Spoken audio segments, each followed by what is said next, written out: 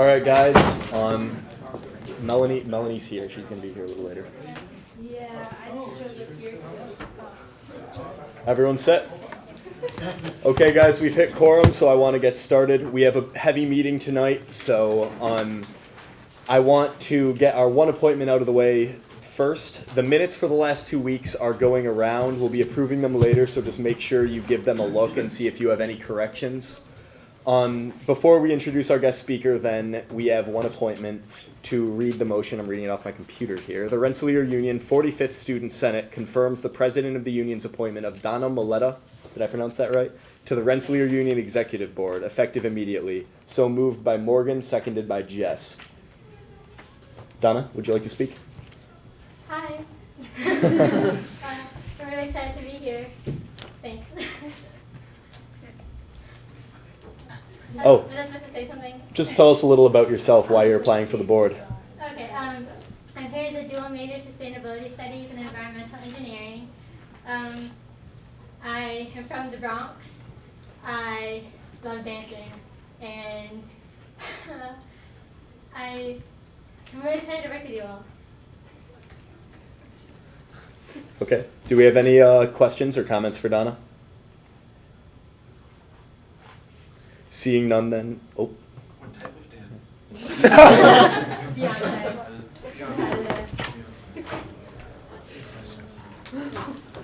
Anyone else? Okay, seeing none, we move to vote. All in favor?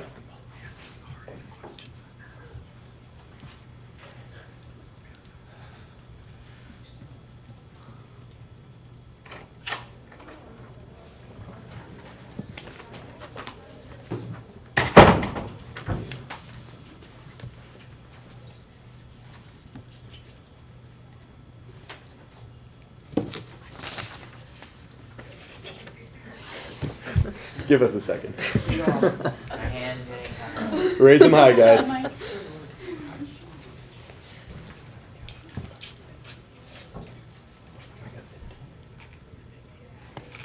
Okay, all opposed? All right, motion passes 15-0. Congratulations.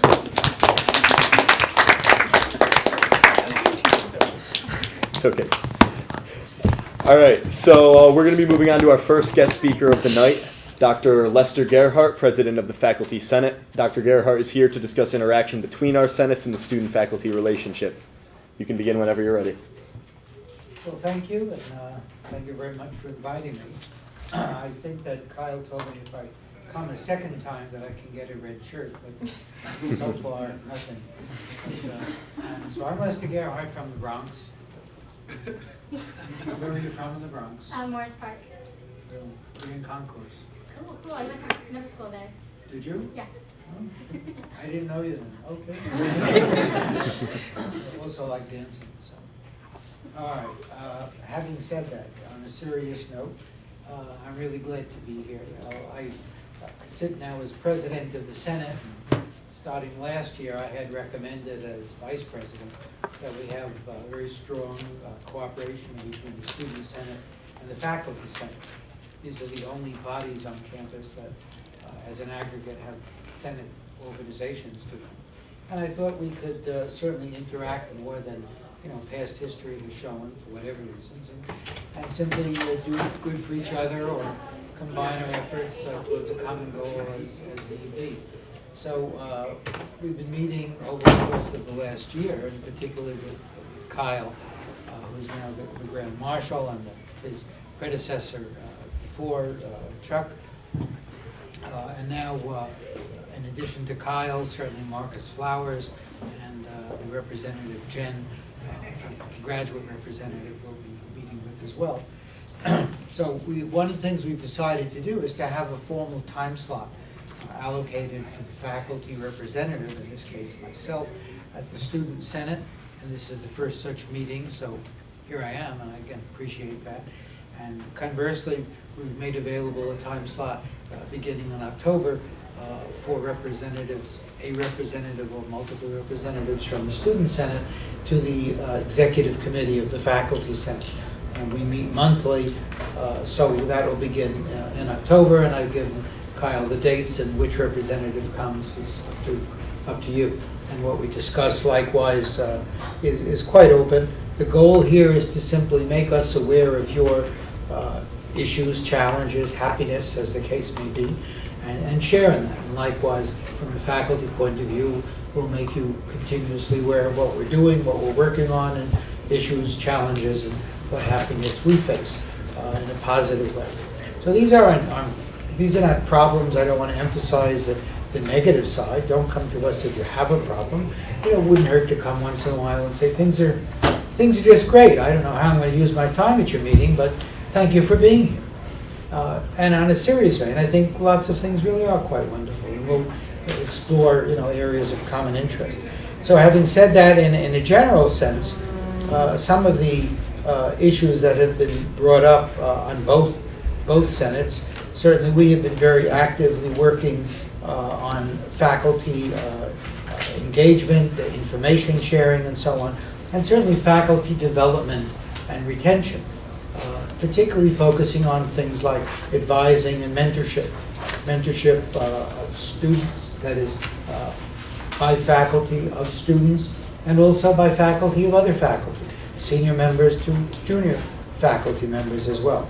There have been a very large number of articles that have appeared recently in various journals and publications of different types, really discovering, and I say that in quotes because I sort of knew about that 40 years ago like many other people did, but what really is of value is a face-to-face relationship and really direct mentorship, and not to discount any other opportunities, but I think it's wonderful to have a mentor as you go through.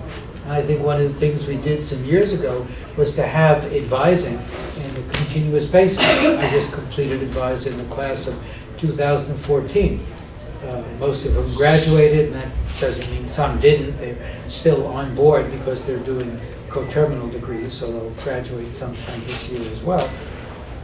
But I think the idea of having a mentor for the freshmen, and the same mentor for the sophomore, and the same mentor for juniors and seniors is really very valuable.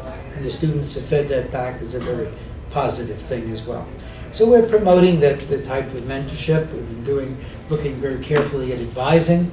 We just had a pilot program, which was a joint effort of ALAC, the Learning Center, and the Office of Graduate Education. Keep in mind that educationally, we have a continuity of education from undergraduate to graduate. There are certain characteristics of advising which just pertain to students, regardless of what level you are. Let's be good people, let's not cheat, and so on. Let's watch out for plagiarism. That's just commonly shared. There are issues which are more prevalent to undergrads than grads, and grads rather than undergrads. So we actually looked to combine this, and we ran a pilot this summer, that is ALAC and OGE, stimulated by the Faculty Senate, to help promote improved advising by virtue of offering workshops for the faculty, not just new faculty, but continuing faculty, existing faculty.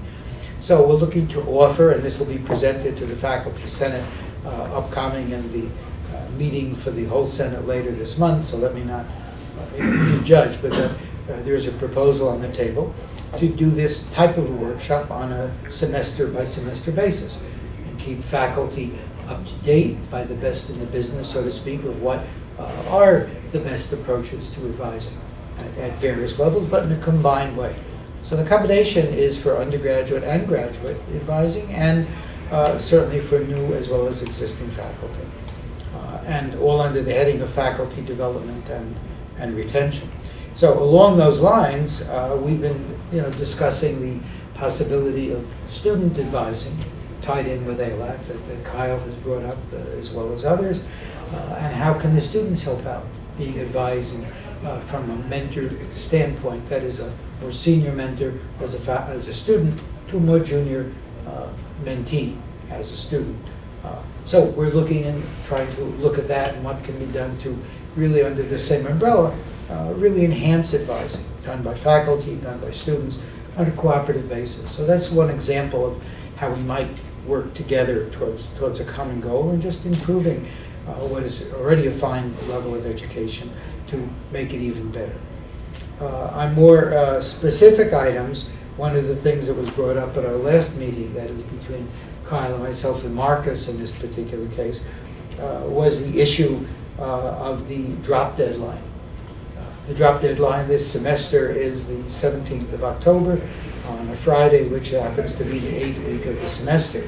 The issue that was brought up was the preference to have a second exam basically before the drop deadline, or have the drop deadline after the second exam. Now, I don't know that that's really the case, or to what extent that's the case. It was just an example of what was brought up, and I think I bounced it back at this point to Kyle and to the Senate. I think you need to do a little survey, be it ad hoc or however rigorous you like, to see to what extent this really is an issue. I certainly have taught for lots of decades, many more decades than you're old. I should look around carefully and say that. But the reality is, nobody's doing that by design or intent to do damage to either one. The fact of the matter is, the courses that I teach, I usually have 2 examinations, have a final, have a project final option, possibly homework, etc. And it comes out probably that when is the first exam? Perhaps a month after the courses begin. When is the second exam? Not rigorously, but perhaps a month after that. A month of work and then an examination, which tends to come out fairly close to the drop deadline. But I certainly don't configure my syllabus to make sure it's before or make sure it's after or either way. So I think there's great flexibility, and we're looking for that as an input. It's not an input that one may normally consider. Maybe faculty do and some faculty don't. So we're going to explore that and see if that's really an issue and to what extent it's problematic. And if it's not, we'll just continue on and leave it up to choice of the individual faculty. And if it's a problem, and in certain cases, we'll see what we can do about it. So there's just an example where one side is not acutely aware, perhaps to the extent that the other side is acutely aware of the same issue. So I think these are just examples of what we can sort of both bring to the party and more or less establish that working together really has to pay off in a very positive way. So there are some other items I won't go into at this point, but there was last year the issue of the excuse policy, and I understand that that's being worked through Mark, so I'll just let that go. But there's an example where you should bring it up if that were an issue and see if one needs resolution or not. Another item that was brought up for discussion was the syllabus. Wouldn't it be nice to have a syllabus of a course as it was offered the prior time, perhaps available at the same time that there's a little course catalog description, so to speak, electronic as it is. And, I personally don't see that as a big thing. One of the faculty responsibilities is to have a course syllabus. So I would say most faculty, if not all, are required to have the syllabus, and if someone wants to link it with something else, that certainly can be done. So that's those are just things, or examples of what perhaps has been brought up in the past and what we might be able to work out to the betterment of both sides. So I won't take all this time to discuss what could be, what should be, etc. But basically what is. I think we have a very good working relationship established, and we're just looking to make the best of it. So I'll be as open and as candid as I can on behalf of the Senate. I believe the Senate will be that way to the Student Senate, and the Student Senate to the Faculty Senate, and it can't be anything but beneficial to both parties. So with that, maybe I'll just try to stop myself and stop talking and entertain comments, questions, or whatever. Okay, thank you. The queue is now open. As I discussed a couple weeks ago, as your guest, we're going to be giving senators and guests equal precedent on the queue. So if anyone would like to raise their hand, please feel free to do so. We'll call on you and you can talk. Shoshana?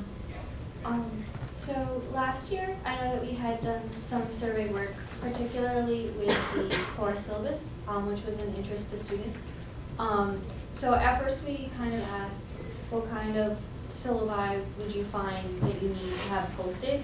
and the general consensus was that, you know, any syllabus, any more information that could be provided to students about a class before they register for it would be helpful. Can you speak about any progress or difficulties, ways that the Senate can help this along as it is an interest to students? Well, I think if that's a result of the survey you took, and that's what you'd like to do, that you should have a mechanism for a formal request that the syllabus, it could be specific or not to what syllabus. We all, again, are required to have a syllabus. And I would just use myself as an example only.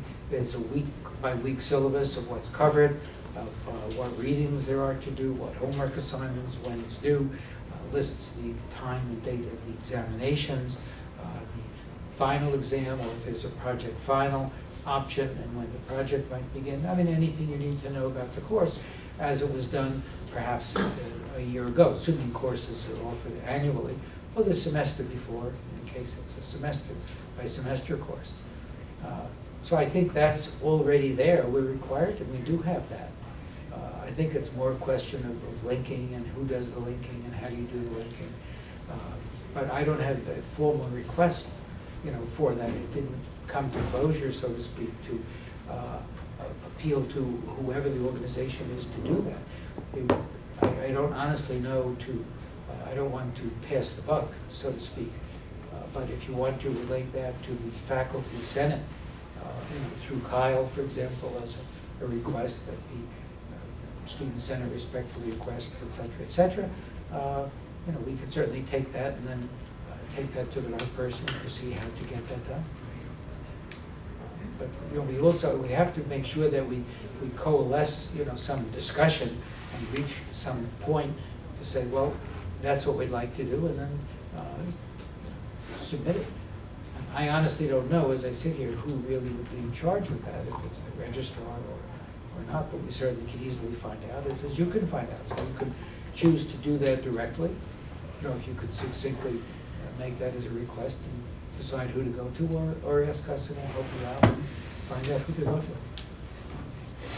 It may be that there's any problem if I just don't happen to know about it, but if we had a request, we could, you know, explore that. Lexi?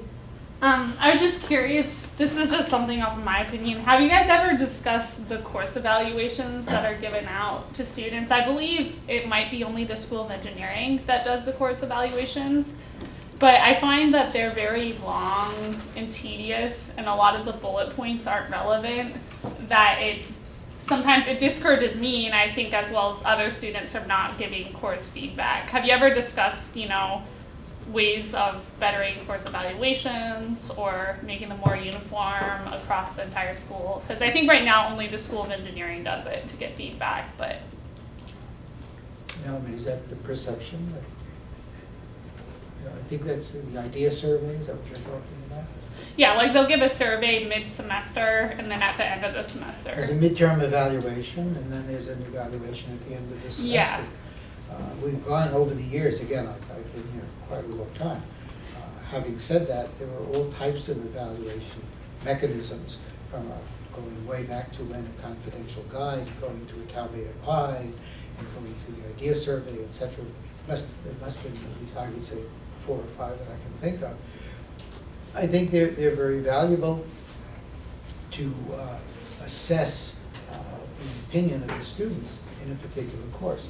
They're generally a fixed format. There are certain sets of questions that are asked, and those can be augmented in advance by each individual professor to ask additional questions as well, so they can begin to focus on their particular course or their style of teaching, or whatever happens to be their interests. I think it is of great value, and I think there's a general good reception of the survey as a measurement, a metric for evaluating class teaching by the students, particularly. There are various ways to do that, and we're doing this using the student input. So I would say this has been ongoing for many, many years. That is means by which to evaluate quality of teaching. And I think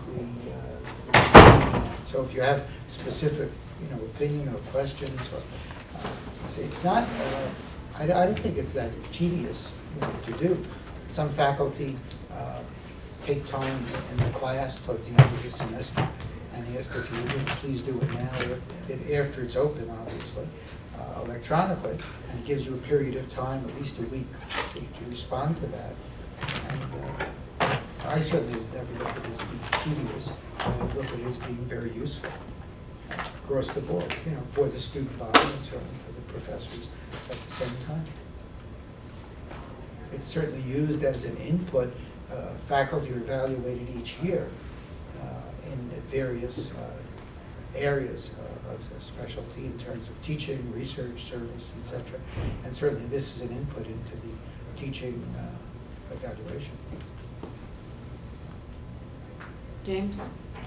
And if I might add, it also, in addition to the fill in the blank or multiple choice, there's a place for you to write your own opinion. And many of the students do, formulate an opinion, very specific comments, not by checking off certain boxes, but augmenting that survey, and that's applied to the professor as well. Sorry. James? What methods of communication do student senators have to reach the faculty senate? Do we go through Kyle only, or is there another way to?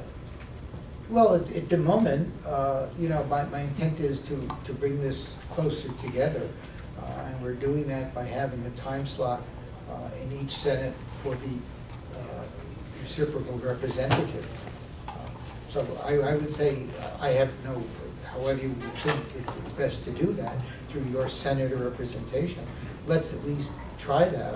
I don't want to establish too rigorous or formal a structure with too many dimensions and then not have it utilized. Let's see if we have issues, and I don't think it's as much the process, but the willingness to be open and reciprocating openness on the part of both senates. Let's acknowledge that and look to effectively utilize it. And if there are then better ways to do it, we certainly can do that. There are all types of ways. If you're looking at school by school, we have Senate representation from each school. We have 2 senators in the faculty senate from engineering, 2 from science, 2 from humanities, arts, and social sciences, and 1 from management and 1 from architecture. If you wanted to do it by school, then look at school-specific issues, we could work that out. But let's not become overwhelmed with the process until we see that we can contribute value to each other. Okay. I just wanted to say, a few people, yourself included, have mentioned that I am the point of contact for the faculty senate. I just want to give a slight correction to that.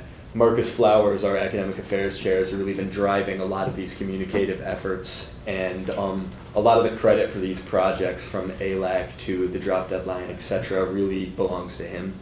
If you want to get in touch with the faculty senate, definitely speak to Marcus first. He's the avenue you're going to want to use. This is to reinforce that, this is an academic level of cooperation. Mm-hmm. And Marcus is the chair of the Academic Affairs Committee for the Student Senate. So, and I certainly applaud his efforts and what he's done. He and I have met several times. And then he and Kyle have met with myself just recently again. So credit certainly does go to Marcus. Okay, the queue is open. Shoshana?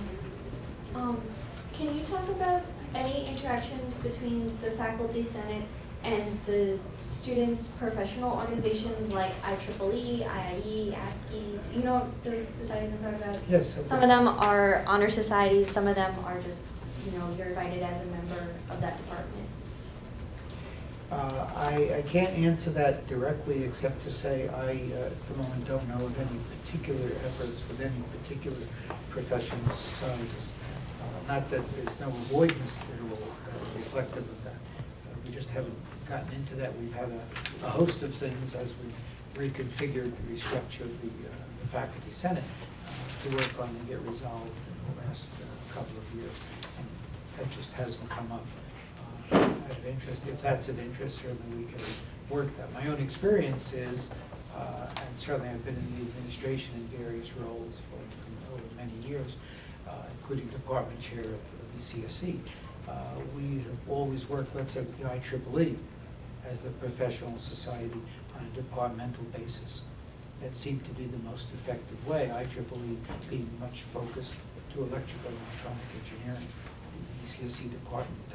Likewise, in mechanical engineering, civil engineering, computer science, have various professional organizations pretty much allied with the departmental, not structure, but the departmental responsibilities. So that might, be the better way, where the Senate integrates over all departments, all schools, and things of generic interest and value to the faculty and certainly to the students.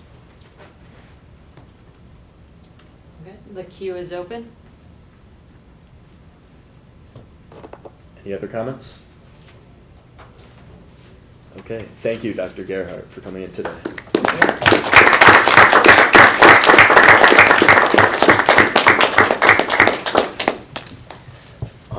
So our second guest speaker is our Dean of Students, Mark Smith. Dean Smith will be presenting proposed changes to the Handbook of Student Rights and Responsibilities. There are copies of the handbook here. We're going to pass them in multiple directions. You can also find them on your laptop. I sent them out earlier today. These changes are not to be voted on at this meeting. Following today's meeting, they'll be moved to SLC and specifically a handbook subcommittee being formed in SLC for further discussion and review. So please follow along, hold comments to the end. We'll open a queue just like last time, and we'll be able to discuss it in detail. Also, those are only partial copies. Yes. There were some problems with the printer, so that is not the whole document. The document itself has 38 pages, including the cover, 37 pages. So if you have a So if you laptop, have a it digital copy would be preferable. Digitally, it might help. But there is, in all honesty, there's not a whole lot of changes to the handbook at this point. The real change has to do with hazing policy. That actually, no, not the hazing policy per se, but the Good Samaritan policy. Many students have asked, as well as staff members, that hazing be included in the Good Samaritan policy. And so henceforward it is. And that, if you wish to check that, that is on page 21. Again, it's applicable to sexual misconduct and assault, alcohol and drugs, and hazing-related incidents. So that was the important aspect of that particular piece. I don't know that there will be a whole lot of debate regarding that. The other major issues are not resolved as of today. All of you are or hopefully all of you are well aware of the issues regarding sexual assault, rape, etc. on college campuses, and the increased scrutiny on the federal government side to address that, to hold colleges and universities fully accountable for adhering to its own policies, and that those policies must be well-defined, well-articulated, and clearly outlined that no student be subject to sexual misconduct or sexual assault. That includes stalking, sexual harassment, it includes and hazing, as well as hate crimes and rape and forcible and non-forcible assault. Now, historically, Rensselaer has had policies that have been addressed to that in the fullest extent. We had a sexual assault response team. We are what is that called? We're starting that again.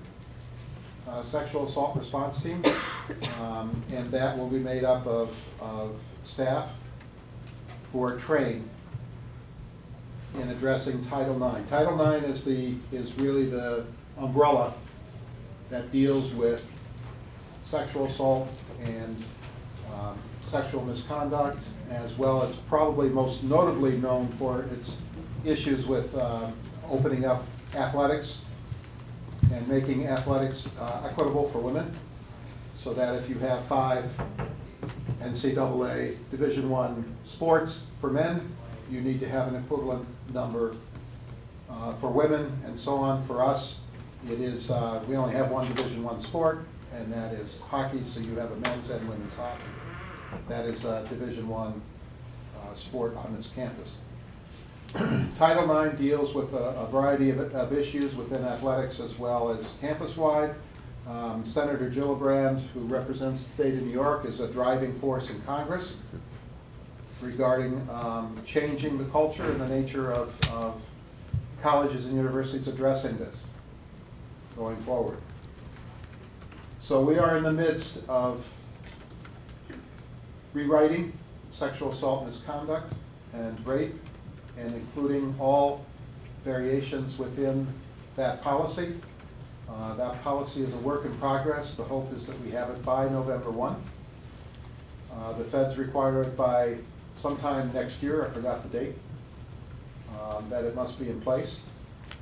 There have been, to date, a list of 77 colleges that have or are pending investigations through the Office of Civil Rights within the U.S. Department of Education for mishandling sexual misconduct and rape allegations on their respective campuses. We are not one of them, and I don't intend for us to become one. So we are very aggressive. We have been very aggressive from the get-go on addressing this going forward. There are some changes in the handbook. If you want to look at page 18, which is non-discrimination, equal opportunity policy, that describes to some extent the Title IX coordinator that represents that. And then on page 20, on page 30, the sexual misconduct and assault policy. Although those, and the sexual harassment policy, although those are written out currently, that's what we're following, but I suspect that there will be some major changes going forward. The principal change in all of this is that the Dean of Students Office, which has been generally charged with handling both the adjudication and the investigation, that will be separated. The investigation will be done by a professional investigator. That will include both a female and male investigator, that both the victim and the alleged perpetrator will be provided advocates that will be assigned to work with them over the course of the process. They're only advising regarding the process. We are also required to have a memorandum of understanding with Troy Police in terms of how violence on campus is going to be addressed, both through law enforcement and through public safety. Doesn't mean that one supersedes the other. We've always encouraged and allowed both any student to decide how they wish to best address the situation. And that means that a student can decide to address it on campus through our judicial process. They can decide to address it both criminally and through the judicial process. Neither compromises the other. Address it through law enforcement, through the criminal process, not involve the judicial process, or take no action at all. But today, we are obligated, no matter when we discover that an incident occurred, we are obligated to do an investigation. The incident may be anonymous, may be reported that such and such a thing happened in such and such a place. No identifying information. So there's not a whole lot of an investigation that we can do, but we are obligated, because it is now Clery reportable. Clery is if you look at the annual report that's put out by Public Safety, it lists the various crimes and incidents that occur on campus, and included in that are sexual assaults, rapes, on campus, off campus, and so on. And the numbers there are reflecting how many incidents are reported on campus. It is an incident that is reported there, not the outcome, just an incident. So an assault occurred on 3rd Street and People's Ave. I just made that up. And that is reportable because it involved a student, or maybe two students, and it occurred on or near the campus. That's not real close, but anyway, neither here nor there. But that is reportable, and it is a tick in that column. Not who was involved, not what the outcome was of the investigation, and so on. We're obligated then to do an investigation. The purpose of all this is to ensure, and as humanly possible, and now as far as legislated possibilities, that every student on a college campus have an equitable opportunity to succeed, regardless of their gender, regardless of their race, sexual orientation, and so on. And now colleges and universities are being held fully accountable for doing that. The next aspect of this, which is not in here, which is something that I've been debating with myself, it's been a very interesting conversation, as it always is when you argue with yourself. That's a little humor there, never mind. Should this change our judicial process? By that I mean that currently sexual assault is a ground for disciplinary action along with assault and alcohol policy violation and so on. But sexual assault, rape, stalking, these types of incidents are above and beyond what I believe are just general grounds for disciplinary action. And therefore, should there be a different process to address these issues? So first of all, you have an investigation. So that investigator collects the facts, interviews the individuals involved, interviews the witnesses, and then submits a report to the Dean of Students.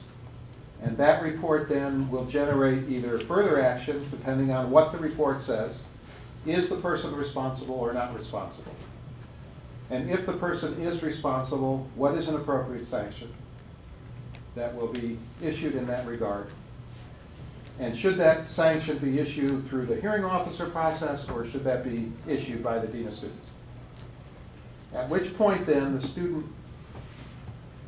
perpetrator would have the opportunity to appeal that, not to the Student Judicial Board, but to a panel of adults who are trained under Title IX, who have the resources available to fully understand that issue, and then render a decision.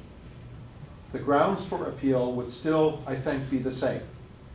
That there was procedural error either through the investigation or the adjudication process, that the sanction exceeds the, is too extreme for the action, for the offense, or new evidence has been discovered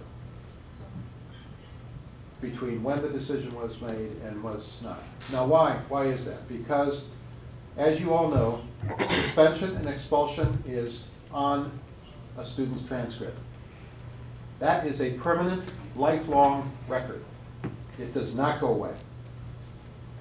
And because that carries such an extreme penalty in and of itself, should there, in this particular situation, where we are going to be pressed, more so today in the future than we have been ever in the past, to provide immediate feedback to the institute community as to what the action was that was taken.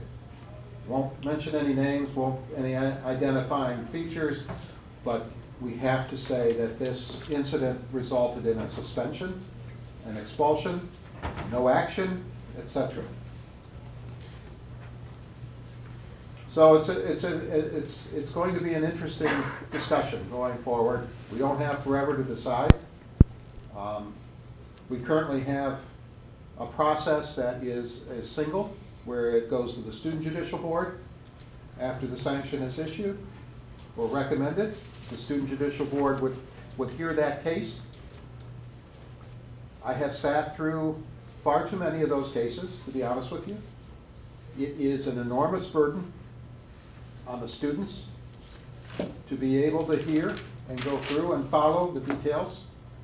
It is an enormous burden on the part of the victim in these cases, or the survivor, in order to face his or her peers, and wondering whether any of them will say anything when it's all said and done, or disclose any information that comes forward in that hearing. On the alleged perpetrator, the same kinds of concerns, that will there be anything disclosed, anything released? Now, to date, and this is really is kudos to the Judicial Board, historically. The Judicial Board has, to my knowledge, never, ever disclosed what occurred in a hearing. They have never, ever compromised the integrity with which that hearing board is formed, and no student has really ended up in a situation where they had to fear for either identifying factors or anything else that would come out of that hearing.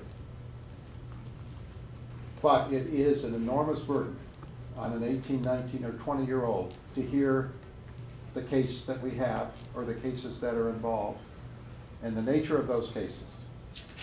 We have an obligation going forward that we need to provide reasonable protections to both the survivor and to the alleged perpetrator.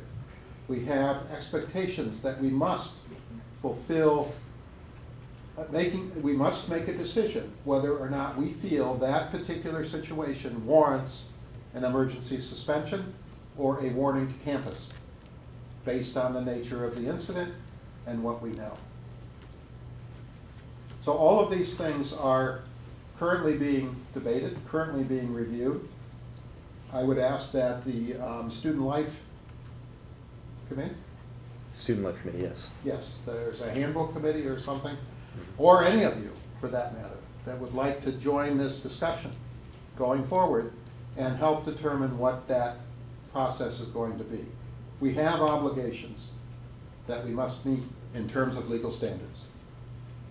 For example, every campus across the country, public or private, can only deal with preponderance of evidence going forward. So if it's more likely to have happened the way that it was described, it probably did, and that's our level of evidence. It is not reasonable doubt. It is preponderance of evidence. And that's been our standard in judicial cases from day one, so that's not news here. But it is in some parts of the country. Let me just stop. Any questions, comments? Q I is open. really encourage you, as you begin to look at the future and what this is going to mean, how best to go forward, and what role, if any, you or your peers wish to play in defining what this what this policy will be when it's all said and done, because it will affect every one of you in one fashion or another. It will affect those generations coming after you in one way or another. But the goal is a safe campus for all concerned. Greg? So, I know that one of the reasons why rapes sometimes go underreported is because they happen in situations such as the victim was at a fraternity party, they're underage, and they're inebriated. Is there anything either in the handbook currently or being proposed to be put in there that would deal with such a situation? Yeah. And make things safer and easier for them to. That's been a regular comment throughout, not only here, but across the country. So, from what I understand, and this may or may not be reflected in the legislation that comes out of Congress, that anyone who is intoxicated is not able to give consent, period. Okay? You understand what that means? That is a extremely hard and fast situation where if you know that a person is intoxicated and engage in any sexual activity with that person, you can be charged with rape. Because by definition, now this is not the case what it is today, but by definition going forward, anyone who is intoxicated or under the influence is incapable, by definition, of giving consent. Now that is a heck of a standard. I'm not sure whether it will come out to be. I'm not sure whether it will be that black and white. But you have to understand going forward that there is less and less gray area, less and less discretion that's going to be exercised on this level. Shoshana? You spoke about possibly changing the process of an investigation if a case came before you.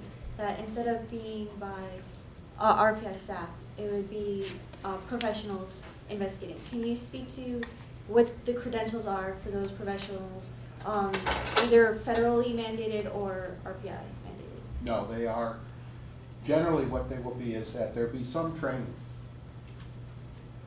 issued to investigate, an investigator regarding regarding sexual assault, rape, stalking, those types of crimes.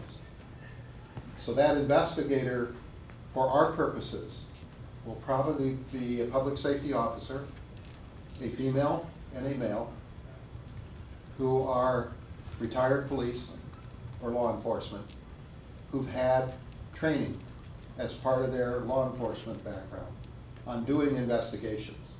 RPI then will provide the training necessary to update their skill level in terms of addressing sexual assault. Or we contract outside for an investigator whose sole purpose, it could be a retired district attorney district attorney investigator who worked for sexual violence against, SVU or whatever it's called. Or other kinds of persons who would have that background. But basically we're being held to a standard that an investigator needs to have investigative skills. And that is a different set of skills than what I have. I am not a trained investigator. We have relied on the inquiry process over these years to serve as a fact finding. But for sexual assaults and rapes and so on, we're being told that that is insufficient. And therefore, and not only is it insufficient, but if the person doing the adjudication is the same as the investigator, is it fair and reasonable? Does that answer your question, sort of? So there aren't federal No, credit- there aren't. No. I mean, there may be within law enforcement if you have a specialty in that, but we haven't seen anything that would define yet. Could come tomorrow, but there hasn't been anything to define what that investigator, that's left up to the institution to decide, except it can't be the same person as who is adjudicating the case. That is definite. James? Sorry. Yeah, sorry. You mentioned that you felt the student judiciary committee might get these sort of cases might be far too difficult for them. But I was wondering, since these are students who have chosen to put themselves on the committee, and 18 and 19-year-olds could at any time be called to jury duty where they could serve on a case, such as one of these in a criminal sense, I just would like to hear your thoughts on why these cases are too difficult for students who have really chosen to be on the school's jury duty. Mm-hmm. Well, again, it's something that I've been, I haven't decided on one way or the other. It's something that I'm looking at in terms of, is it fair? We have the J Board chair here now, and he may be able to provide some insight from his perspective. But it is, as you mentioned earlier, that these are not stranger rapes. None of these cases on campuses are strangers. They're either known to others or are members of this campus community. The last stranger rape we had was probably 5 years ago. Other than that, there haven't been. Any that have been reported have been known, one to the other. So, okay, so, I mean, you're right in the sense that that would be. So is it reasonable, I mean, do we want to train?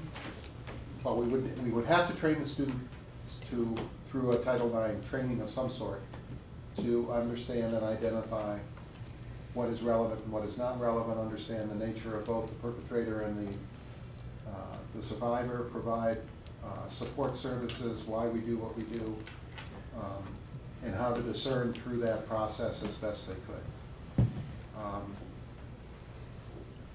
If you're called to jury duty, you're just, you know, if you're selected for the jury, you may not be because of your age. You may not be because you, in the view of the, you know, the defense or the prosecutor, you know, you're too young, you're too close to the age. You're not mature enough to handle the case and therefore will be disqualified as a member. But all those things can happen.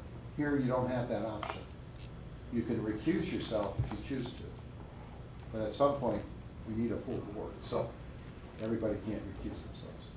So that's what I'm thinking about. Is it fair and reasonable to expect any of you that volunteer or join the judicial board to hear a case of this magnitude? And I'm just talking, you know, you haven't heard a case. None of you have. I have. And they are not, they are very difficult. Very, very difficult.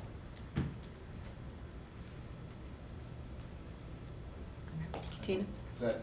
Yeah, yeah. Tina? Do you want to answer or give your? I'm on the queue later, so. Oh, you're on the queue? Oh, forgive me. Okay, so Tina? Mine is more of a logistical question. What's our timeline moving forward on this? I'm not sure. The final legislation has not been distributed yet. We're ahead of the curve. Our goal is really to try and have something in place by the 1st of November, maybe the end of the semester, that we feel would stand the federal test. I think we know enough of what's coming down the pike. There's probably not going to be a whole lot of variation, so I think we have a good understanding of, you know, from the White House report that was given last spring to the April 2011 Dear Colleague letter to a number of reports that have been issued in between. And the 2011 Dear Colleague report, it took them 3 years to do a frequently asked question, and that was issued in May on that same letter. So the feds just came out with ways of clarifying what needs to be said and so on.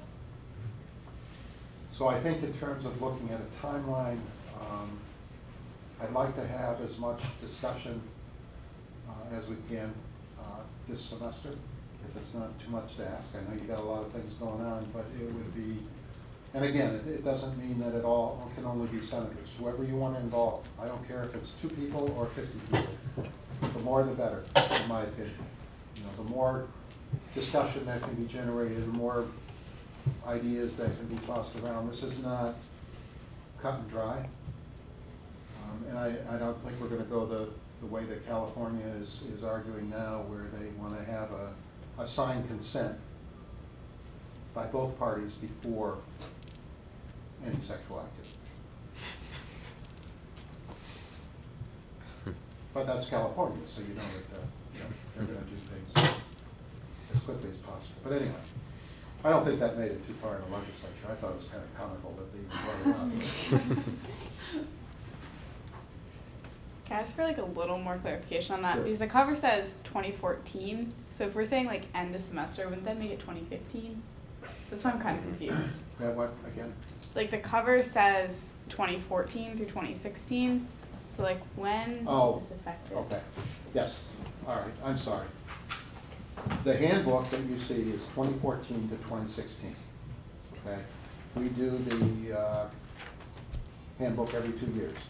So the handbook as written today is what will be in place until we change it in 2 months or 3 months and revise it and bring it back to the Senate and say, this is our revisions for this particular area, this is what it's gonna be. So then that revision, you can vote on it and support it, or you can not, but it doesn't mean that we don't have to follow it. In the front here, it's got that national disclaimer that says that we can change the handbook at any time we want. Aaron? But I prefer not to do it that way, because I think there's too much to talk about regarding this particular issue. It is not, some things we won't have control over, some things will be mandated.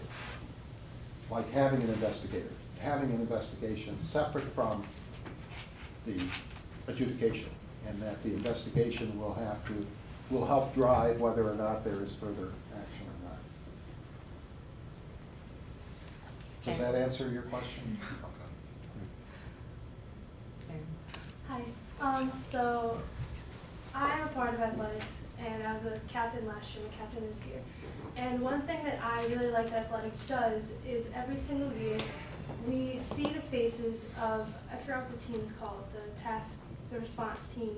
Sexual assault response team. Yeah, the sexual assault response team. We are introduced to members of the sexual assault response team. So when I start off the year, I know who they are, I know I can go to them. I don't know if anyone else in the room has those same resources or knows who is even on the team. And I know athletics is, they're really big on getting in front of these issues because across the nation, that we are at higher risk for alcohol problems and sexual assault problems. And that's just statistically, but at RPI, we are on the lower end. And I believe it's because they act before things happen. And the captains every year go to a kind of a couple hour long session with the task force team, but it's someone from the outside that comes and talks to us. Yes. And it's boys and girls, and we're together, and they address all sorts of problems from bystander intervention to does no mean no, and everything under that blanket. And it's really good because then the leaders are informed, and we bring it down to our peers, we bring it to our teams. And I think it'd be a great thing if other leaders on campus could have this same opportunity to be educated in this problem, because I find that it's not throughout campus. Other people don't know about their resources. Athletics is very proactive because they believe that we are more at risk for these problems, but in actuality, everyone is at risk for these problems. And I believe if student leaders are trained and they know something's happened, they know where to go. Whereas I don't know if everyone in this room, and everyone in this room is a leader on campus, knows who they can go to, who they can talk to. And it's very scary to have to talk to multiple people about your problem. So if someone comes to you, you don't want to have to ask 5 people to get them help. You want to be able to say, hey, I know this person, I've met them, here's who you can talk to, they will help you. And also, by being trained in this way, I have seen people perform bystander intervention, because once it's on your mind, it's a lot harder to ignore it. And I find that it's super helpful, and it really opens people's eyes, and I would like to see that available to more people on campus. Maybe you don't have to force them to go, we have to go, it's a requirement, but at least give them the chance, so that club officers or people in the Senate or the executive board and the J board can go to this and learn about it if they want, so you can be a resource for your peers. And that's an excellent idea, and we are taking that from athletics in terms of how active they are in making that across the campus. Greek life is another risk area, and they have been engaged in this. Similar to athletics, last spring they went through almost every chapter, I believe, in one fashion or another, and did some of the discussions that went on with that. And then the next goal is clubs and organizations within the union. But the point is that, yes, we're all part of the same campus, all part of the same community,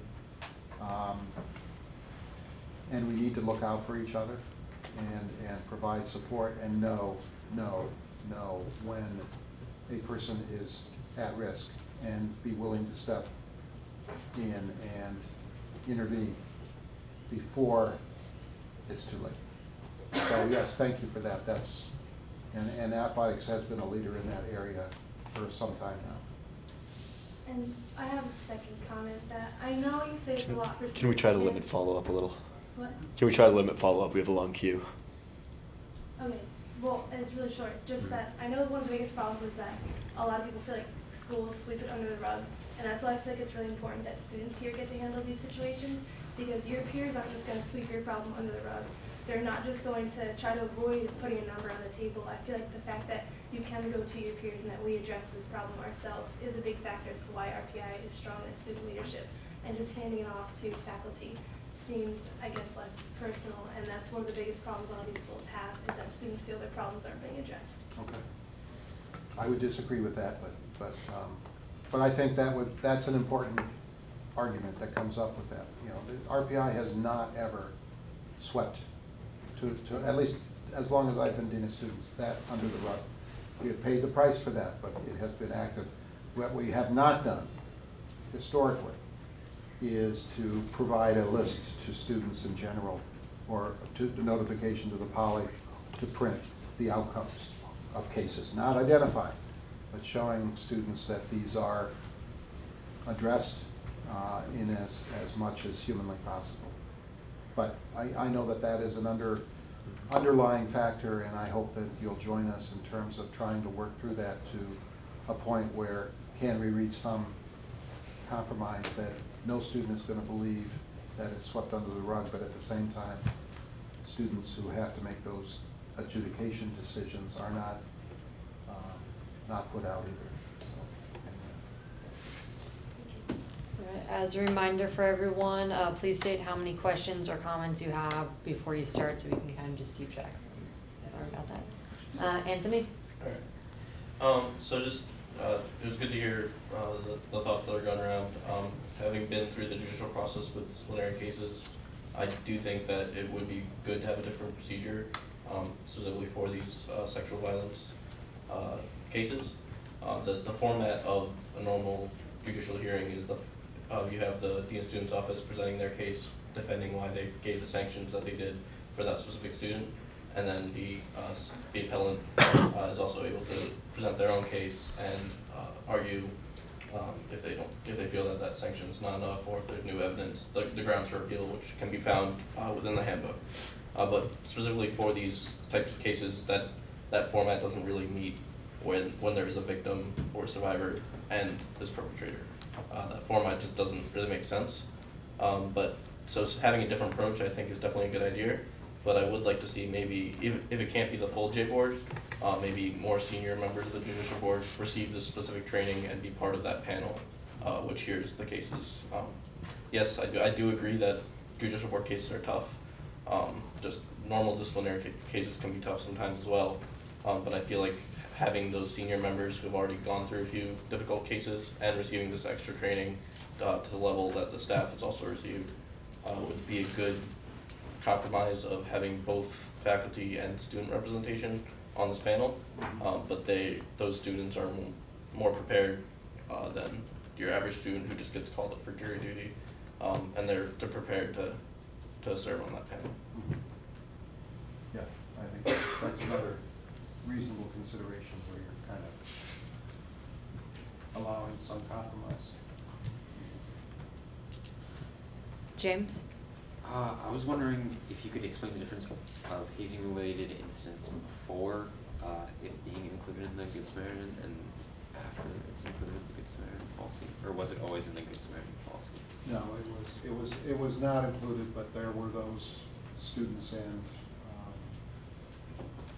other, I think the Alcohol and Other Drug Committee, subcommittee also recommended that it be included.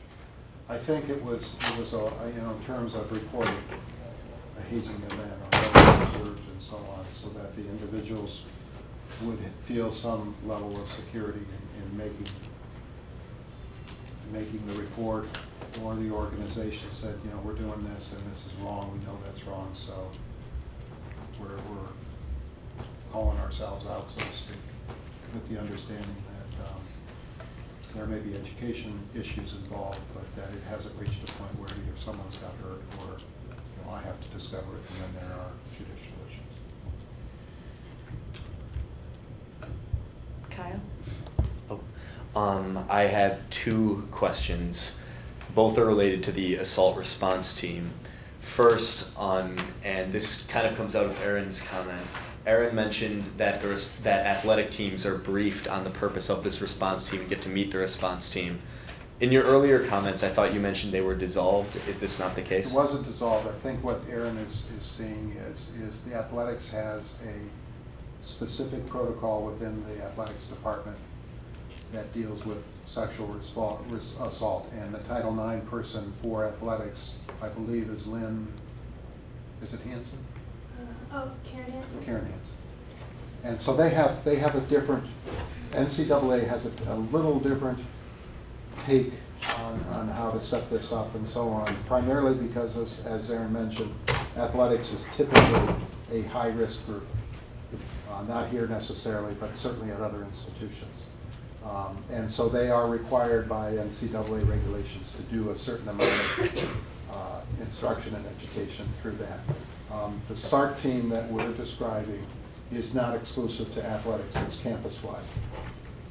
And so it will involve 4 or 5 people basically who will respond. You will know who those people are once they've been assigned and approved by the president.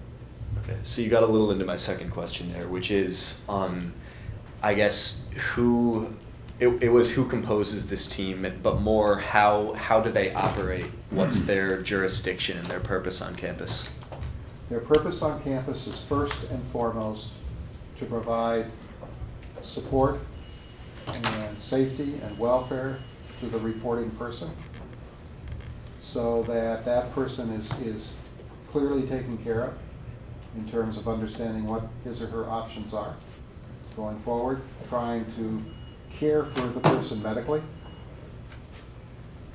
and psychologically and so on, if there are changes that need to be made in terms of relocation to a different residence hall or relocation off campus, or there's a cease and desist that needs to be determined there. That's what the SART team will do, is determine what the needs of the individual are and provide that level of support.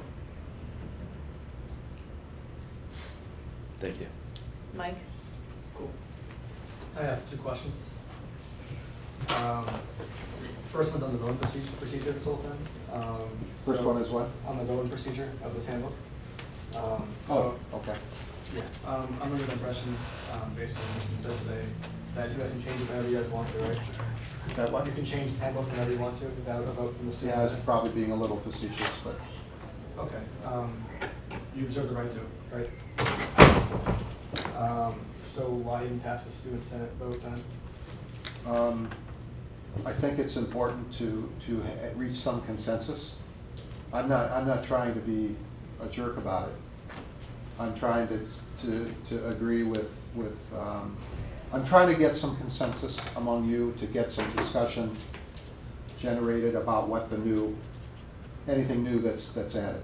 So more for feedback and discussion. And feedback and discussion, and hopefully we can come to some consensus where the Senate will endorse the current handbook for that particular year. Were you on the Senate when we had the issues with the jurisdiction on and off campus? Were you on that? I was not. Okay, but We were. so yeah, so that was an ongoing process, even though we had the handbook in place for 2012.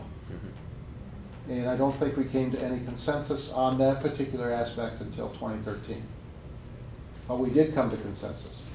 And it was not a matter of saying this is the way it's going to be.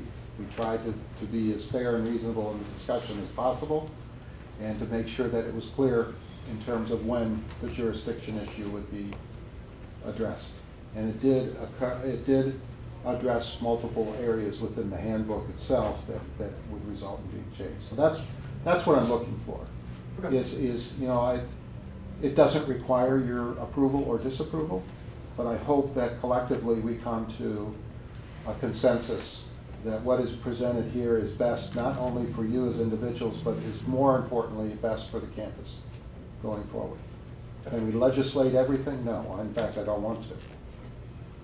But if we have this situation like Title IX and what we're facing now with sexual misconduct and sexual violence, we need to have an open discussion with those that are interested and want to have some say in what this policy may end up being. Okay? We can give it to attorneys and they can come up with all kinds of stuff. But I prefer not to do that because then it becomes untenable. No offense, Joe. Okay. Second question, the grad supplement to the handbook, is that under the same jurisdiction of you guys decide on it? And I'm then sorry? The graduate supplement to this handbook, Yes. is that under the same kind of stipulations where it comes to a vote, dissent, No. feedback? No. No. I think although I think that we need to do that at some point, but the graduate supplement was put together primarily to address issues with, on the graduate level, academic integrity and addressing how a dissertation, if you will, and the final dissertation and questions regarding the content of that dissertation were to be handled within the Office of Graduate Education. Let me be clear. There are dissertations that have been discovered being plagiarized. If there are incidents of plagiarized parts of a dissertation, then that needs to be investigated by, first, a group of faculty who are aware of the dissertation process and render a decision as to whether further investigation is warranted, or say that this is not egregious and couldn't be corrected, and the person will have to redo it and resubmit it. But the fact that a dissertation is found to be plagiarized means technically that that person's work is now nothing. They are dismissed. Everything they've worked for is lost. They will never get into another graduate program. They will never get a PhD, ever. It is a final end to their academic career. So it's not something that is taken lightly, but it's also important to know that within that supplement there are real specific things that are described, statements that are described on how that process will occur and whether or not it's discovered that there is plagiarism. Every dissertation is reviewed by the Office of Graduate Education. They pick out randomly sentence or words or something, do a Google search. If it comes up and the entire article shows up, you got a problem. And then they go through, and then it's a much thorough. If they find some instance of that, then they do a more thorough review. And the ones that I've seen have had anywhere from 25 to 45 incidents of plagiarism, verbatim, taken from an article here, taken from an article there, and so on. The research is impeccable. The research that they did is terrific. That's not the question. It's the preliminary work that is often questionable, that people tend not to pay much attention to, and the conclusions where they are drawing from other works. So you have a situation, in all honesty, where this student has lost everything if they choose to go down that path. So I understand that, and my impression right now is deemed on and then 2 committees, and there are 5 punishments that are available. There are what? 5 punishments that are available based on the committee's decisions and deemed on's decision. And I mean, they range from a verbal warning, I think that's a letter, then kicked out of house, and then suspension, and then being expelled. Or the last one would be you lose your PhD completely, and no work's gone, you can't transfer anywhere else. But the other ones you could. As are Suspension is on the graduate level is almost the same. Well, you can come back and defend again afterwards. After a certain It's the amount of time discretion of the school whether they let you back. Well, the suspension is a temporary thing. It's a temporary thing, but you have to be readmitted to the graduate program. Yeah, there's a chance to come back in that situation. The chance is to come back, but it's unlikely that you will be readmitted. It's not a right. Okay. Okay. Fine. So there's 5 punishments and these 3 committees, and it's a good procedure and all, but I'm under the impression that no grad student has ever looked over it or has been asked their feedback on it. So I was wondering if that could ever I happen. don't know if they were or not. So when the handbook is passed. But it's under Let's- review. It's Let's not limit the a- back and forth at this point. Okay. It's what? I was saying, let's limit the back and forth at this point, as we have a queue. Well, are you a grad student? Yes. Okay, Yeah. then I think it's worthwhile reviewing. If you want to be a part of that, let me know. Or if there are others that want to be a part of it, because there are some issues that I have with it that we need to correct going forward. And if students are involved, then I think that would be a plus. I know you're busy, but see what you think. Shoshana? I'll keep it brief. Earlier you talked about during the process having student advocates. I don't know to what extent those are laid out in the current handbook, but if those are being changed, I would really like to see very explicitly stated what students' rights are in respect to those advocates. If they have the ability to change their advocate, what part of the process they're able to change that advocate, etc. Yes, and that's, I don't have an answer for that. That's still to be worked out. We have student judicial advisors, but I don't see that being the same as a judicial advisor. I think it being a very different level of support. And it may not be students. It may be someone else, a professional staff member or faculty member who's trained and willing to and can give certain support. And we also have an obligation that it doesn't have to be someone from here. One can get their own advocate, if you will. But I think you're right, we need to spell out what those advocates' roles are going to be and what opportunities there are for a student to decide this is not working for me. And if you can't, if I'm entitled to an advocate, what other choices do I have besides the one that you just assigned to me? So I think you're right, but I haven't got that far yet. So I don't know what the what the limits are going to be, but we do have to spell it out to figure out what that's going to be, and that will probably be in the policy itself. Okay, Lexi?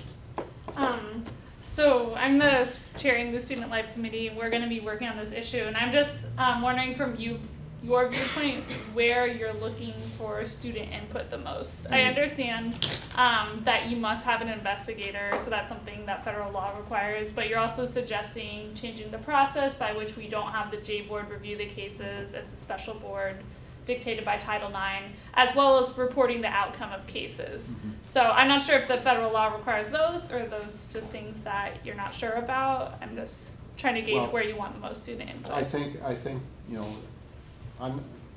we have a draft, so I think the student input would be most important in reviewing the draft.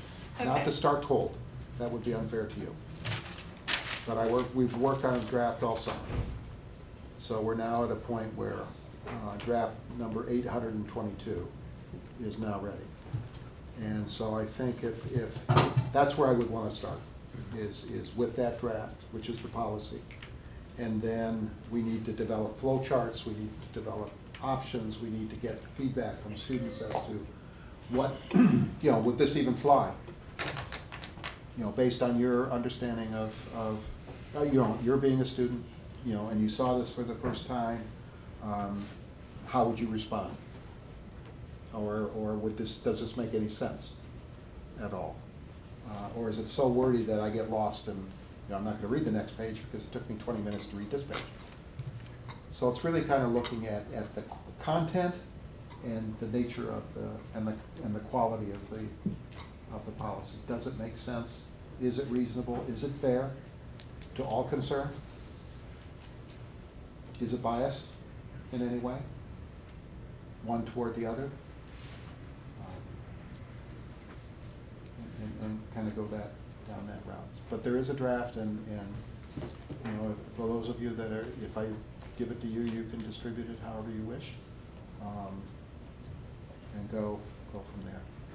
Okay. So the draft isn't in the version that we have today? No. Okay. No. What you see in the handbook today is basically what was written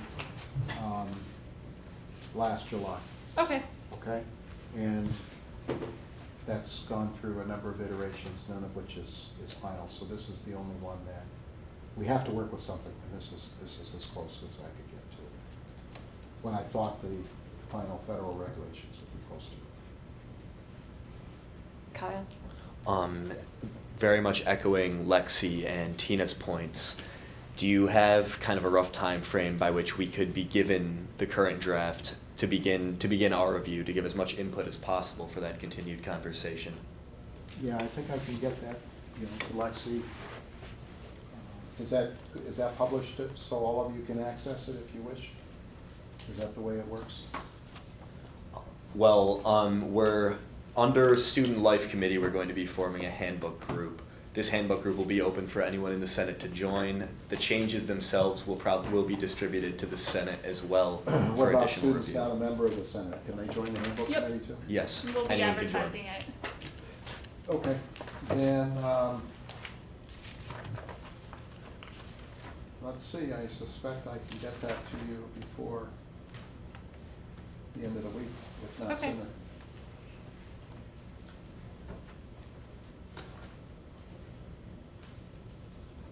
And get it to you directly. I'll write my email. I think I have it. Okay. No.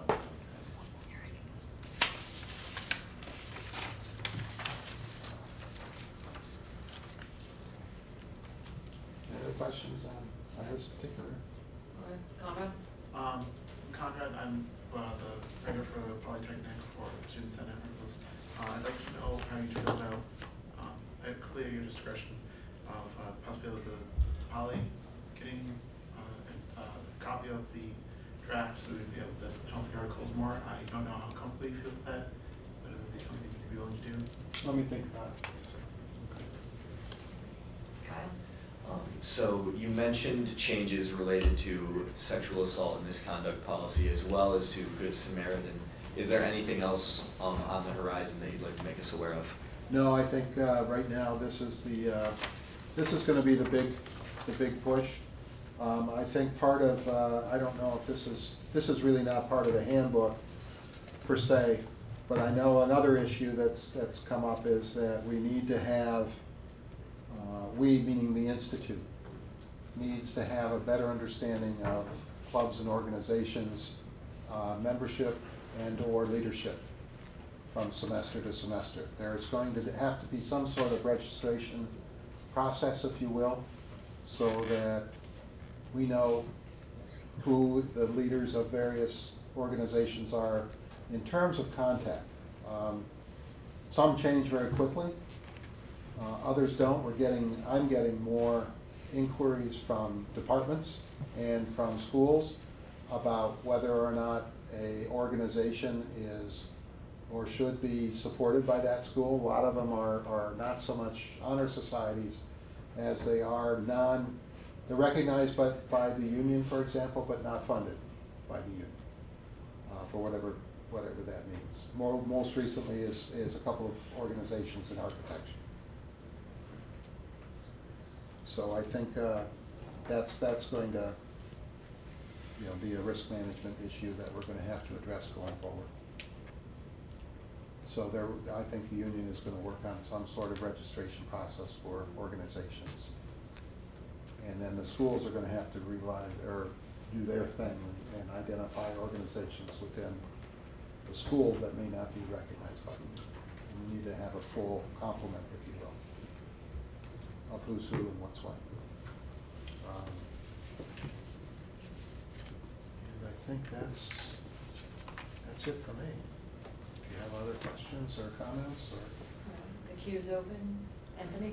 Just a comment to keeping lists of clubs updated.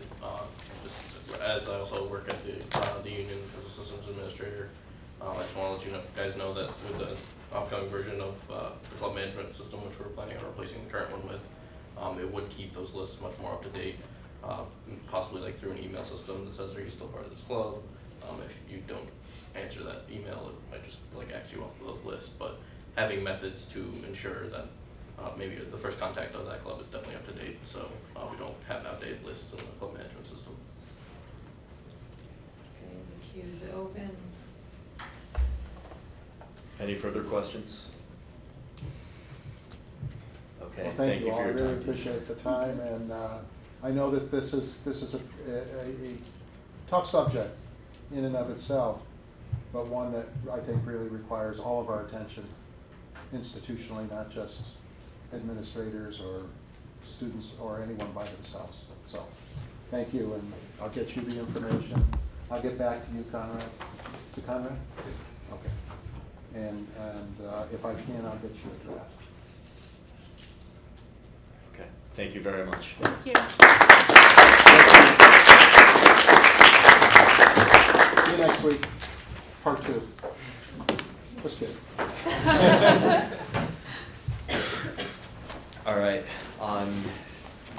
we're going to move on with the rest of our meeting. Copies of the minutes went around since the start of the meeting, so we're going to vote to approve them. Before we do, One of them got stuck somewhere. one of them got stuck somewhere.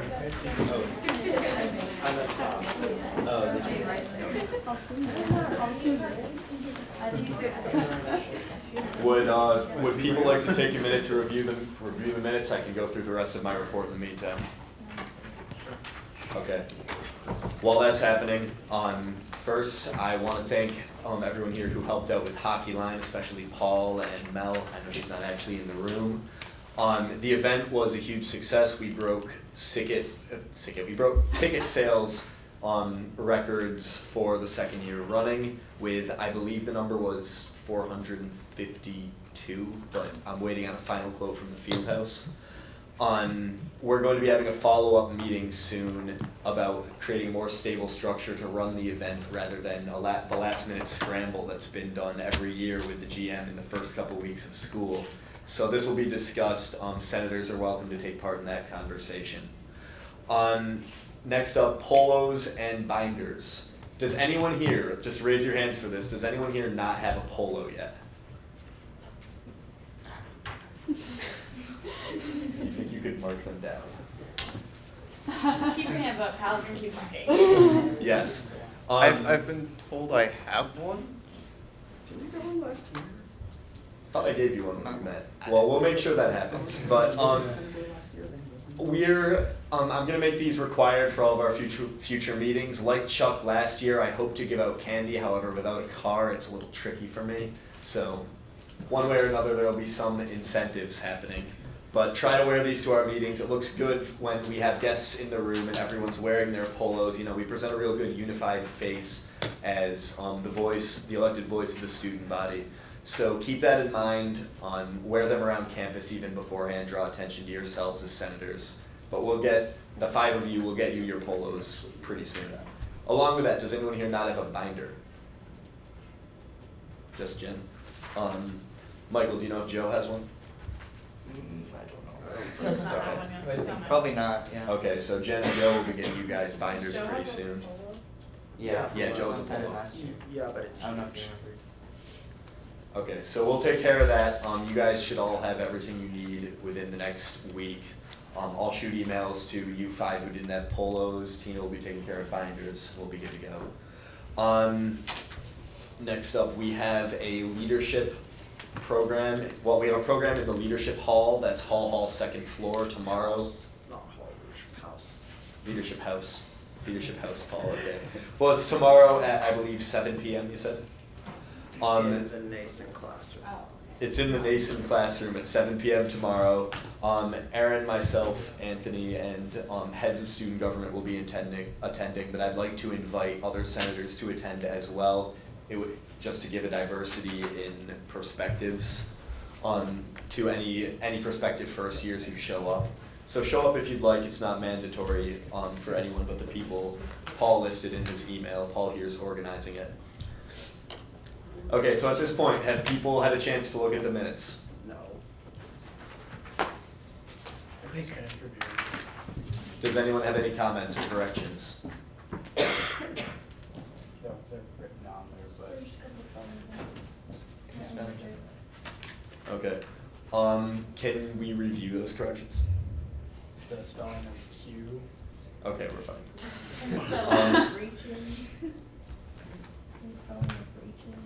With any further Do you have any further corrections, or can we move to approve these things and get on with the rest of our meeting? Yeah, I think we're good. Okay, would anyone like to move to approve the minutes? Second, first, something. Steve first. Paul moves, any second? James seconds. Okay, all those in favor of approving the minutes? I'm taking minutes now, by the way, if you haven't one.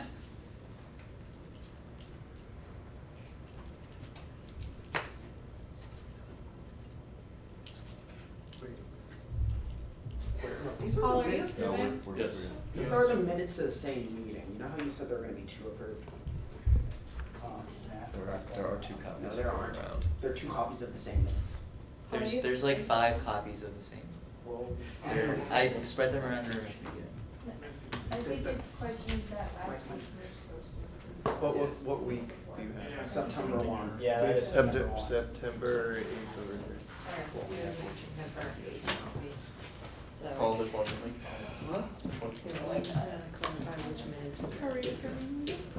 Wait, which minutes do you have a copy of? I have 3 copies of September 1. Then we're approving September 1.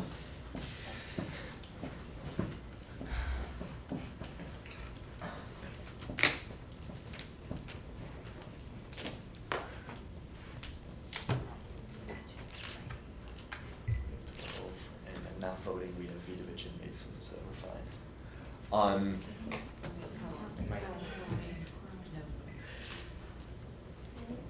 If we have quorum in the room, we can vote. Yeah.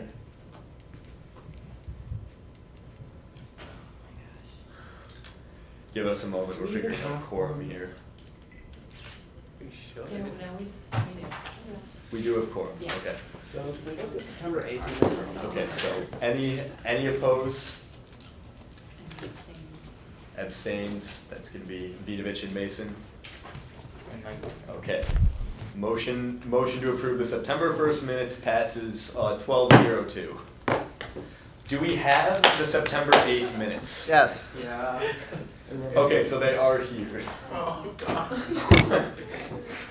Let's make this nice and quick. Are I there- motion to whatever. You motion to do that. Do we Sure, have a I will second? motion this. Yes. Okay, James seconds. Can I like read this thing?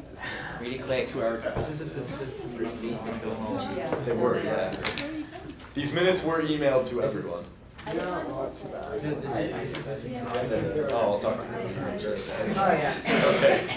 Well, I'll talk to Cody and make sure they get emailed. I'm good. I'd like to move past this particular. Yeah, we're good. Let's go. We're good? Okay, all those in favor? We're voting on the minutes for September 8th. Same spelling, check your changes before. This is not right. All opposed? Okay, minutes approved, 12-02. Congrats, we got through the clerical stuff. This concludes my report. We're gonna move on to our committees. Paul, would you like to report for R&E? Oh, point of personal privilege real quick, could you please slow down when you're speaking? I'm writing out all the minutes by hand now. Okay, everyone listen up. Paul, R&E. We're done with official candidate info sessions, so people still can sign up to run for office, but if they want to, they have to contact one of the R&E committee members personally or email the R&E email address to set up a personal info session. And forms for all candidacy forms, nominations, and preliminary expense forms are due by the 20th at 3 p.m. I believe, and elections are next week. Yay! What? If there's no R&E website that's up, how would a The freshman R&E know? website is up. Okay, how would a freshman know who to contact if they? It's in the handbook, and the website's up, Okay. and stuff's on Flagship, and it's printed out and in SGS on the wall. Anybody want more sass? Okay. Does Melanie have a plan to, do you guys have enough staffing for the poll stations, Monday and Thursday? I can check the Listen up, drive. guys. We need a few more people for some of the slots. Okay, send information out to the Senate be able to help out. Okay. I'm gonna give Gavin's report at his request for communications. Communications met last Thursday. They're meeting again this Thursday, September 18th from 4 to 5 p.m. Communications is currently looking for more membership, so committee chairs, once you've chosen your publicity directors, please contact me. Any other senators, once again, Thursday, September 18th from 4 to 5 p.m. in 3511. That appears to be it for now. Yes? Is the Student Senate website run under communications? Communications and web tech. Okay. Contents, communications, actual operating of the website is web tech. Okay. Can I make a formal request be updated? We're working on it. Until later in the agenda. Yeah. Okay. All right, AAC, Marcus. Okay, fast road, academic representative, oh wow, I really screwed that up, alright. Academic representatives, high-level course mentoring, research opportunities, research archive, course syllabus catalog, oh, I will Just email them, please. And drop deadline investigation, all being worked on. You will have more information presented to you at next meeting. Yes, no, yay, okay, fine. There'll be more information available later. We are looking for more membership as always. We're running strong, we can run stronger. And we are still looking for, this is actually an important note, the Faculty Senate Curriculum Committee requires 1 graduate representative and 2 undergraduate representatives. They've been chosen for me to select because I was one of the representatives last year, and the Academic Affairs Committee, it seems fitting that I be involved in this process. We are still looking for undergraduate representatives who would be interested in this, so if you're interested, please let me know as soon as possible. They meet by every other week from 9:15 to 10:45, I believe, but it usually doesn't go the full meeting time.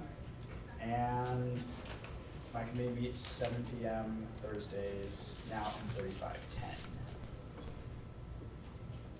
A quick suggestion to Marcus, just based on what Dean Smith had mentioned, would be good to form a subcommittee of the Academic Affairs Committee to discuss the changes to the graduate supplement, the handbook, or is that not going there? I feel like that can go with SLC. That's hers. I just want to, since it's specifically dealing with academic focus.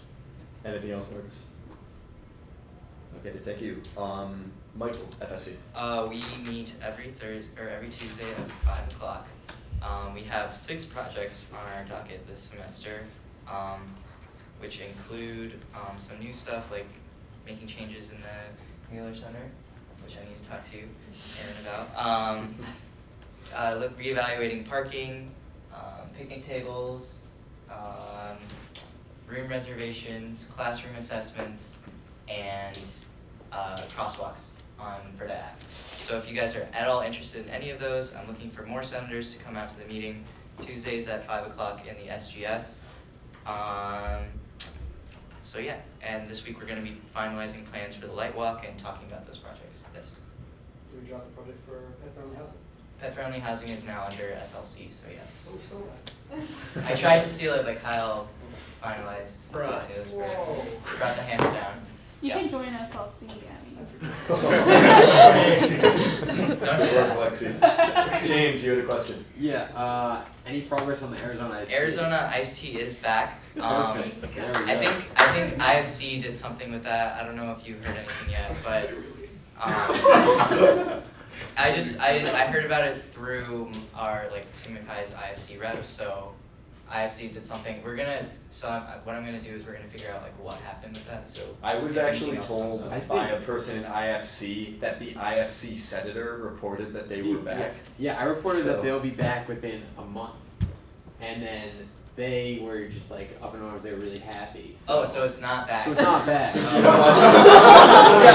Okay. So that we're working on 7 You had told us it was 2 weeks away, so I was No, like, okay. So I heard that it is back. So I dropped it, but okay, we have 7 projects. So really quick then, do you know why it was reported that they'll be back within a month?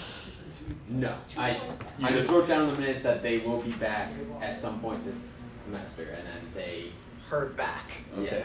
So the telephone game happened. They're not back yet. FSC's working. Iced Tea is on. Okay. Anything else, Michael? We have 7 projects, so please come to my meeting. 7 projects, we had so yeah, that's it. All right, Lexi, SLC. All right, so last meeting, there are new members and so new ideas. We continued to brainstorm and now we have some general project areas which we'll start operating under. These include the Health and Counseling Center, Residence Hall improvements, student policies, which this semester will heavily be focused on the student handbooks, and then some general things that did not fit within those categories. So I am in the process of choosing a vice chair, a publicity person, and also am going to be looking to people for leading these areas. So if you're an SLC or not an SLC and like these areas, you can feel free to talk to me if you're interested in leading a project. Yeah, so our meetings, once again, from 6 to 7 in the Student Government Suite on Wednesdays. So hope to see you there. Thank you. Do we have a web tech representative in the room? Web tech this week. Gabe goes missing one time in every Morgan, race. CRC. Give me 1 second. Hold on, I have it here somewhere. So on the 27th of September, Sage has invited us to, Sage invited us to attend Sage Fest, which is on September 27th from 12 o'clock to 4 p.m. It's on First Street between Congress and Division. It's something that they're taking care of. They would just like to see some RPI students just so that both student populations can kind of mingle and say hi to each other if anyone would like to go. And then our first formal meeting will be this Thursday sometime between 5 and 8. I'm still waiting to hear back from the current members to really solidify that. And I will email that all out to all of you guys. Okay, thank you. Tina, you have a special report. Not that special. Okay. On Tuesday, September 30th at 4 p.m., there'll be a student government website focus session for all the different branches of student government. We're looking into rebuilding a common hub for all student government branches where Senate would be a tab, eBoard would be a tab to kind of center those things and look at pretty much a complete redesign. This is separate from the redesign of the union website, not to get confused. So I'm looking to we're going to take the hour to see what every branch needs so that we can have some consistency and similar structure between all the different tabs. So that is Tuesday, September 30th, 4 p.m. I'll let you know in a room. Okay. So there you go, Conrad. Yes. Thank you. All right, constituent reports. Shoshana, eBoard. We have a new graduate representative. Her name is Courtney Lang. It's awesome. We also had a presentation by Nimit regarding the Postal Service. So for those of you who maybe don't remember or don't know, there used to be a mini postal station in the games room. That was a very high cost, so it was removed. Student government looked into options. Nimit looked specifically at a kiosk that's kind of like a do-it-yourself postal station where you can get your packages shipped out and get postage stamps. The board thought it was too expensive and asked business operations to go back and look at kind of doing a do-it-yourself on a scale in the bookstore or some other union place that would be lower cost. So that's still under review. RP Ignite received funding for sticks and pads so they can practice.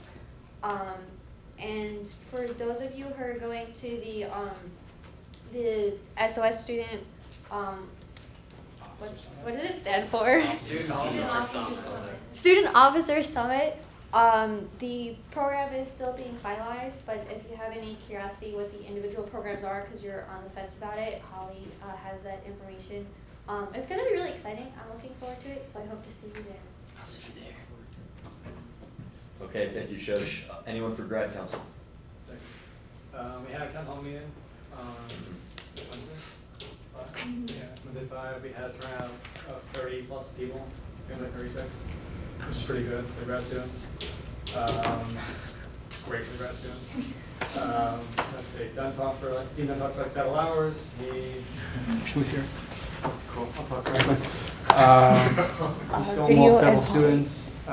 He acknowledged he made mistakes. but never did apologize. State's looking for suggestions and recommendations to do with the money, because there's no plan to do with this extra fee so far. You said he did take suggestions? He's looking for suggestions still. He took some at the meeting too. Did not guarantee a student spot on this committee that's gonna decide what money is going to, but we'll take recommendations, but will not guarantee a spot. That kid left after a fuss. Let's see. No real plan. Is that a plan? There's no plan to remove or lower the fee in the future. It's now there, will be there forever. There's a possibility they might loop in tuition though, and that might be nice for people who have tuition waivers. And they're looking into a waiver right now for the near future if you're too far away from campus. Sorry, pretty much. Yeah, Anything else? just wanted to add that he said it's for a graduate class program, which has nothing to do, I guess, like, it's related in name only to the undergraduate class program, but he said it's supposed to support graduate students a different way than undergrads. He said that he'll take recommendations, but he can't concretely guarantee that they'll, that they'll be implemented at all. Yeah, so this was, the state was for graduate support, was what it was used for, and the question is for graduate students is different from undergrads, so that money's going towards that. Though what exactly the class stands for graduate is kind of sketchy still, and there's no formal plan. You want to give them a quote? No, I'm not gonna go on record giving that quote. That's why I won't say it then. But there's a list of programs that I've yet to see still, that we were promised to see, and he wants to expand upon that list and make it, I was told there were 67 activities or something like that, but I've not seen those lists still. They talked through a couple of them. That's pretty much. Okay. It was a fun meeting, you guys missed out. Thank you. James, IFC. Alright, so every Thursday, there's letters for letters in the DCC. You can either go to the DCC or submit it online. September 19th, bid commitment day from 1 to 5:30 in the Union. October 20th through 24th, Greek week. Funding has already started. September 22nd through the 26th, hazing prevention week. And evidently, I brought back Arizona iced teas randomly. That's it. Okay, Morgan, Dana? Okay, well, most of them are the same updates as James, but the main one that happened was this past weekend, 85 women were given bids to sororities after formal recruitment. So yeah. Anything else? Okay, so any unfinished business, any new business? Joe? Whoever's taken the meeting minutes, if we'll note that today's the 15th and Mr. Jennings says, okay. My bad on that one. Any? Approve the meeting minutes of the 8th twice. Weren't they this last week too? So Judicial Board Selection Committee is forming. I sent out an email to the president of each class. So if you know your president and they haven't selected somebody yet, just poke them and make them pick somebody. But that would be much appreciated, so we can actually form the Judicial Board. Go ahead. When do you want the names by? Huh? When do you want the names by? As soon as possible would be possible, but maybe end of next week if you can. Okay. Anything else? And I'm going to be doing like a social media blast of JBoard application thing. So if you know anybody who wants to apply for JBoard, encourage them to. Thank you. Any questions from our press? Before we adjourn, I think we learned a few things today. First, committee chairs, try to keep your reports a little shorter so we don't take like half an hour going through the end of the meeting. Next, don't play the telephone game when you're reporting back to constituent bodies, so Arizona iced tea will only appear when it actually appears. You tell one first. Third, join SLC or talk to Lexi or myself if you want to be involved in this handbook discussion. I encourage as many people as are interested to get involved. We want as many voices expressed as possible to make sure students have a fair representation. And finally, read the minutes. Let's not do that again. Send out the minutes. Meeting adjourned. Yes, send out the minutes.